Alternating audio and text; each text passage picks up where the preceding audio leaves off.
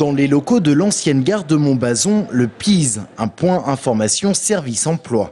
Ici, on suit individuellement les demandeurs d'emploi et en partenariat avec la mission locale de Touraine, on aide également les jeunes à s'insérer dans la vie active. L'accompagnement des jeunes, c'est justement ce que Martin Hirsch est venu sonder dans cette association.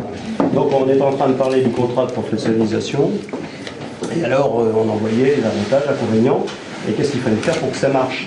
Aujourd'hui, ces jeunes demandeurs d'emploi rencontraient des chefs d'entreprise. Et les contrats de professionnalisation, ça intéresse le haut-commissaire à la jeunesse. Vous dites si ça coûtait moins cher, je pourrais en prendre 2. Comment on fait, nous, pouvoir public, pour si on les rend moins chers, être sûr que ceux qui ont dit qu'ils en prendraient 2 en prendront 2? Moi, je crois beaucoup au contrat. Moi aussi. L'association PIS traite chaque année 700 dossiers et des relations, elle en a développé avec plus d'une centaine d'entreprises. J'ai des offres d'emploi sur lesquelles on n'arrive pas à mettre quelqu'un, oui. Alors pour donner preneur aux offres d'emploi non satisfaites, Martin Hirsch compte bien sur le RSA. Il sera appliqué dans quelques mois et sera comme le RMI à la charge du Conseil général.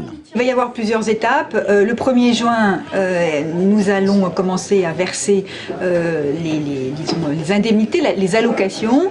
Nous allons, même avant, au mois d'avril, mettre en place un numéro vert d'information. Nous mettrons en place de nouvelles structures, éventuellement, à partir de l'année prochaine. Mais les concernés craignent pour les financements. Le RSA va coûter 10 milliards d'euros pour l'ensemble du territoire. En Touraine, on attendait donc des réponses sur les compensations. Non seulement je suis en mesure de leur assurer la compensation des charges au moment où le RSA va se mettre en place, mais dans les 2 ans qui viennent, il y a des clauses de rendez-vous tous les ans qui ont été prévues là-dessus. Donc ils n'ont pas à se faire d'inquiétude. Il y a beaucoup de boulot pour eux au moment de l'installation du RSA. C'est un gros effort. C'est pour ça que j'ai poussé beaucoup de départements à être expérimentateurs du RSA. Mais pour ce qui est de la prestation qui va dans les poches des gens, ce qui va coûter plus cher, c'est l'État qui va le payer.